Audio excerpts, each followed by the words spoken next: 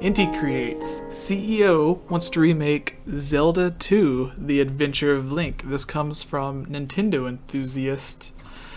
And the article's kind of short, so I guess I'll just read over it. It says Inti Creates has quite a solid history of game development, ranging from Mega Man, Azure Striker Gunvolt, don't know if I pronounced that right, to the recent Bloodstained Curse of the Moon. The latest issue of Nintendo Force features an interview with Inti Creates CEO Takuya Eizu, again, I hope I pronounced that correctly, where the executive expressed interest in a Zelda 2 remake, quoted as saying, "Just one? Well, I would love to make a new The Adventure of Link for a modern era."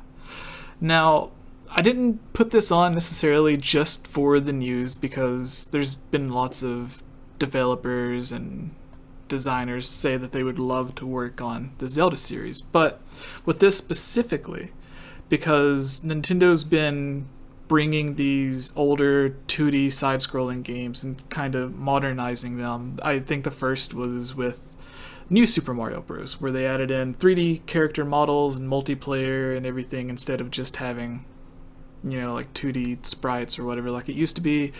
Recently, they had Metroid 2 Samus Returns remade for the 3DS, so with them sort of having a pattern on doing this, I thought it would be interesting to talk about what we personally would like to see. I was talking about this earlier with Daniel and Caleb, but there was an interview with Miyamoto where he was asked about what he thought the worst game that he's ever made was. Not necessarily the worst Zelda game, but just the worst game, or the one that he likes the least. And he said Zelda 2, The Adventure of Link. And it made me think about how in other interviews, whenever they were talking about remaking Ocarina of Time 3D or Wind Waker HD, they said that they really liked it because it gave them not only an opportunity to bring a classic game to a new generation, which is basically the entire point of a remake, but it also gives them a chance to go back and fix some of the stuff that they didn't like about the original or some of the problems, which in Ocarina of Time 3D, they switched the iron boots, so now it's an equipable item, so you don't have to constantly pause the game to go back and forth. They made the water temple a little bit easier, adding like the lines and everything, showing you where to go. With Wind Waker HD, they completely cut out like half of the Triforce quest. Twilight Princess HD, they shortened all of the Tears of Light segments. So I think instead of 12 or however many there were, maybe 16. I don't really know. I think it was 16, and they chopped it to like 8 or 9 or something. Yeah. Yeah. So they went through and like fixed a lot of the stuff that people either had trouble with or didn't like about the older games. And with Zelda 2, where Miyamoto said that it was his least favorite game that he's worked on, that there was a lot of issues with it, then I think this would be a prime example to do what he said that he liked to do with working on the remakes, which is going back to fix all of the issues. And where this was originally an NES game, there was a lot of limitations for the systems, like possibly a lot of ideas that they would have loved to implement, but just couldn't because it was an NES and, 8-bit console or whatever. So with the remake, sort of like how whenever they remade Samus, or Metroid 2 Samus Returns for the 3DS, they added in some new features and everything. They didn't just remake it, they completely changed the way it looks. Like, it still looks respectful to the original art style, but it's 3D models instead of 2D character sprites. So I just wanted to talk to you guys about how you think, if they did remake this game, how would they do it? Would they keep, just make it look like a fancier 2D sprite-based Zelda 2? Do you think they would make it a 3D character models and 3D landscape and kind of make it like 2.5D like they have with some of the other games like New Super Mario Bros., Metroid Samus Returns? Do you think they would go through, fix the dungeons, or add more side quests or NPCs to make the towns or the villages actually feel more alive? So, since you are our guest, Stealth, what are your thoughts on this? Do you think it's something that could actually happen? And what would you like to see done with it if they did remake it? To your first question, I think at this point anything can happen. If you were gonna tell me that Mercury Steam was gonna remake Metroid 2, I probably wouldn't believe you. So it's realm of possibility. It's is a really, really, really good studio, and I would like to see them get handed really any Nintendo can do with it. I mentioned this on Twitter the other day. Like Zelda 2 is like the only one that I haven't played in the entire series. It just wasn't really a game I was that interested in. Obviously, if they remade it, they would give it a graphical overhaul. Given like where it is in the timeline, I think it would look really good in like the Link Between Worlds engine. I think most games would. I've actually wanted like Link's Awakening and the Oracle's games in that engine too, but that's besides the point. They would definitely see what players back in the late 80s and probably try and fix that. Yeah, like there's a lot of stuff that they could do, but I think the most important thing they could do with it is the graphical update. I didn't really think about the A Link Between Worlds style being on it because that's more of like the top-down 2D game. So would you want it to look more? Well, actually, I guess when you're in the overworld, it is top-down. Mm-hmm. And then when you go to the villages or the temples, that's Yeah, when it's it side-scrolling. changes. Yeah. So that is very interesting that it would have the two separate styles. Like it would have the 2D side-scrolling and the top-down. I haven't even really thought about that. I was just focusing on the side-scrolling aspect of it. But that's really interesting. Is there anything like gameplay-wise or anything that you would change to it?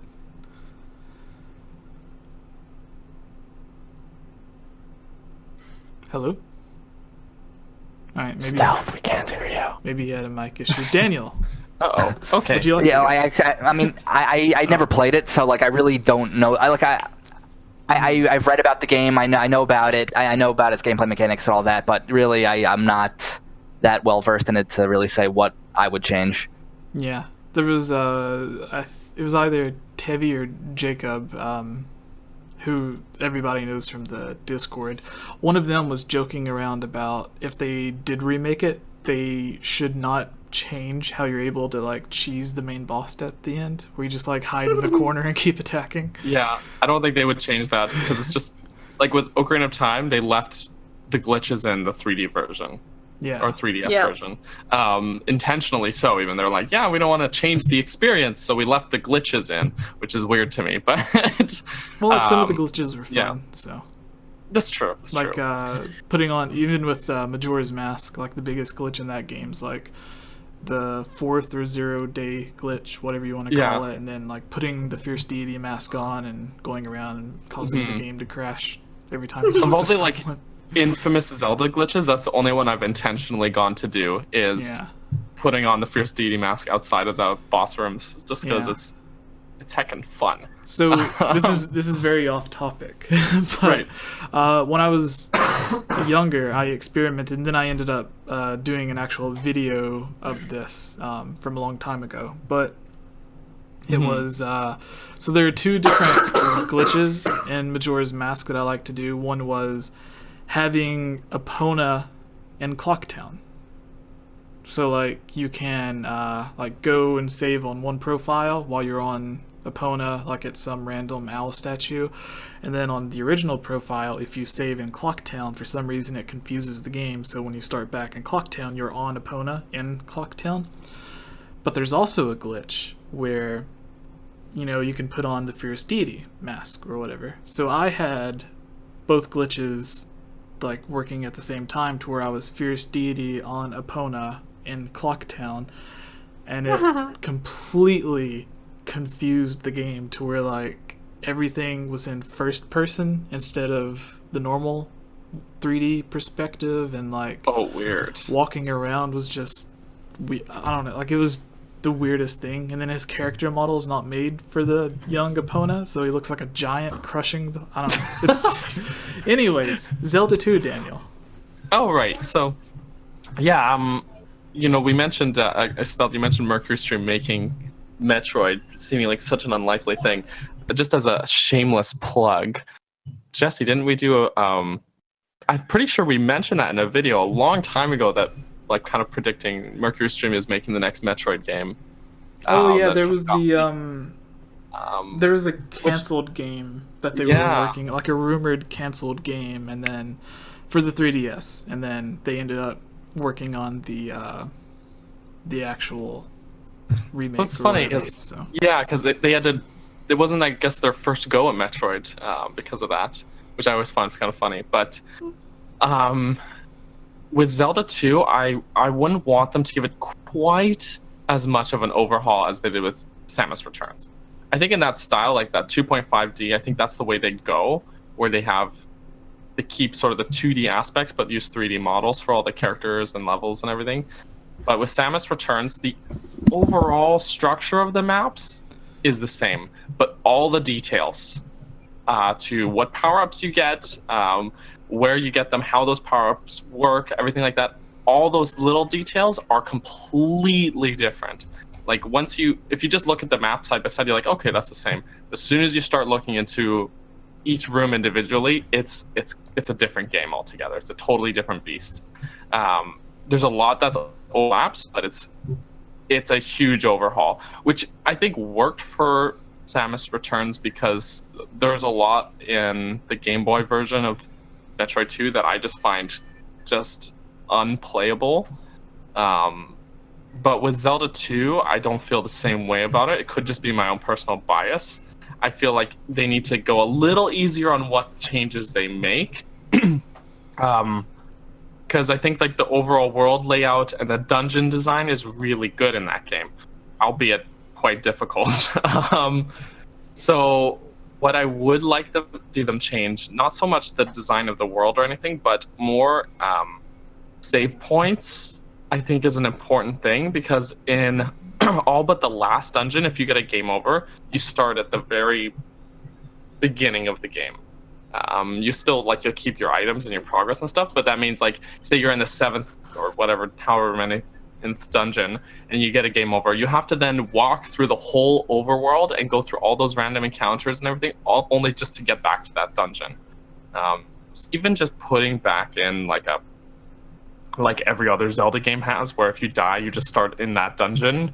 Even just adding something as simple as that would make the world of difference for the player experience. Especially because getting to like the last dungeon, there's this like valley you have to go through, and it's like just this gauntlet of random encounters and battles and stuff that's just like ridiculously difficult. I would like them to I think implement a more natural difficulty curve. I still want to keep the game hard because that's sort of its reputation, and that's part of what I love about it. But it does spike from like, okay, now these are the easy levels, and then it just spikes to hard. So it's not like a natural curve. So it to a lot of players, when they start playing it, they get to Death Mountain and they're like, what? This is too hard, and they give up there. And that's as far as they get. And that's a big turnoff for people. But if the progression feels a little more natural, I think a lot of people would stick it through more, like a lot longer. Otherwise, I like the RPG mechanics that are in there, the leveling up, the spells, all of that I think should stay.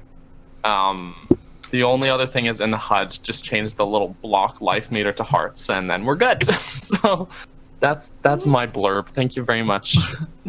All right, Kayla, what are your thoughts on this? Do you think it's going to happen? What would you like to see changed? Sorry, my entire thing just like lagged really hard, and then Daniel was going like super speed, where he was like going like this and then taking a quick drink of coffee. And I was like, what just happened? Anyways, I heard you, but I'm a wizard. Yeah, no, I personally think, like, same with Daniel, like, keep the same difficulty and make it, like, I'd say definitely graphics, like, make it more modern, make it more accessible for people to actually play. Because when we talk about Zelda and we talk about how big of an influence it has on our lives, most people, like, they go as far back as maybe, like, A Link to the Past or even Ocarina of Time, which isn't far enough back. So, yeah, I think a big thing, like, if they did remake this game, I would love it, because then it'd be, like, being able to show people like how terrible these games were and why I fell in love with them. Yeah, there's And- Oh yeah, and they gotta fix the translation issues too. Like, Yeah. there's so much cryptic leave in stuff the because it I was am translated. error thing. Well, that's his name. That's the thing. A lot of people think it's actually an error, but that's his name is Oh. Error. And there's another character whose name is Bagu, which is Japanese for bug. So as the developers made a joke where the characters' names are Error and Bug. But a lot of people just didn't get the joke, so they just were Okay. like, "Oh, this guy's weird. He's an error." No, it's just his name, guys. Yeah. People So are so mean. another thing that I would like to see is now, like, whenever Zelda 2 came out, like the first Zelda game literally had no story. Like, you just here you are. Yeah. To save everything. But the second one, they added the NPCs and everyone to kind of give you a story, and plus like the manuals and everything. But now all of the Zelda games, like even with the Link to the Past, which was the next Zelda game, that game was full of story. Like every character you talk to, there was like a prologue before the game began, after the game ends, and everything. So with this, I think it would be interesting if they went in and added a bunch of stuff to connect it to it, since like it does take place after A Link to the Past and like A Link Between Worlds and everything. It's at the very end of the Downfall timeline. It would be a good way to like put in references to some of those games, like whether it be someone mentioning like Hylian Island from Link's Awakening, or how Ganon has like been revived so many times before, or something like that. Like it would be interesting, because right now the only real, well, there's a few references. Like I think the towns or the villages in Zelda 2 shared Yeah. the same name as the sages from Ocarina of Time. Yeah, so it's sort of a like a backdated reference. Like Yeah. they turned it into a reference by naming the sages after the towns IRL, but then in universe the towns are named after the sages, which is Yeah. really neat. Yeah.